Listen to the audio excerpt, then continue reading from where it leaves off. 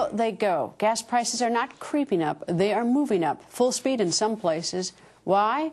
Well, Congressman Darrell Issa is pointing the finger right at the White House and President Obama.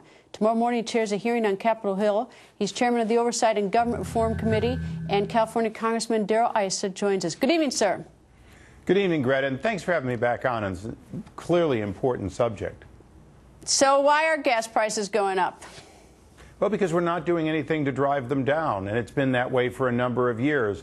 We're not causing new development of new energy sources. We're trying to push back the advances being made in North Dakota and other areas. And very clearly, we're living up to Stephen Chu and President Obama's predictions and desire to get us to $8 gasoline. They said it before, and they're doing it now. So what could be done to bring the prices down, and how quickly? Because some people drive 30, 40, 50 miles to work just one way, and of course everyone eats, so people need the trucking prices of gasoline to be reasonable so it's not passed on to food. Well, the most important thing is for oil futures to reflect a downward trend, meaning if we've got 40% new oil and natural gas coming online in the next 2, 3, 4 years, it drives down the future markets by large amounts. That's a big benefit when prices go down simply because the expectation is for plentiful amounts. Secondly, if you have $200 billion more of federal tax revenue and $400 or $500 billion less of expenditures out of the country, you have a huge amount of jobs created. Remember, domestic oil and natural gas production is as much about jobs here that allow people to be able to afford that drive as it is about the actual cost of the fuel. So what exactly, with your hearings, what do you hope to establish tomorrow? What do you hope to accomplish?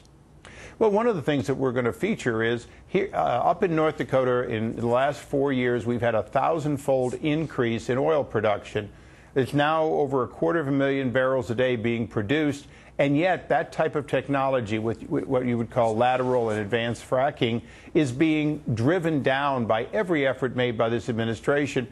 More importantly, we're going to debunk the myth that somehow oil companies sit on leases when in fact a lease is not a drilling permit. It's not an operating well. And it's the time to market that's been being pushed out more and more by moratoriums, court battles that the administration has always lost, but we've lost time. Up in Alaska, Shell lost a whole year because of an unreasonable delay created by this administration.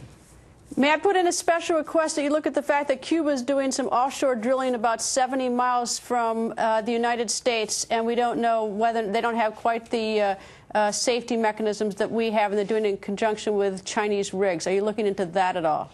We are looking at it carefully because they're drilling right on the line. They're drilling as close as they can to our waters and moving back from that. And with lateral drilling, they may be drilling many miles into the U.S. But more importantly, as you said, Greta, they're not living up to global standards in all likelihood. And if they have an accident that we could and should make sure we always prevent, we're going to pay just as heavy a price with unlikely to get compensation. And the fact is we don't have diplomatic relations. They're not going to ask us for help, and we're not going to offer it, so it could be catastrophic right on our shores. So I hope that you also take a look at that.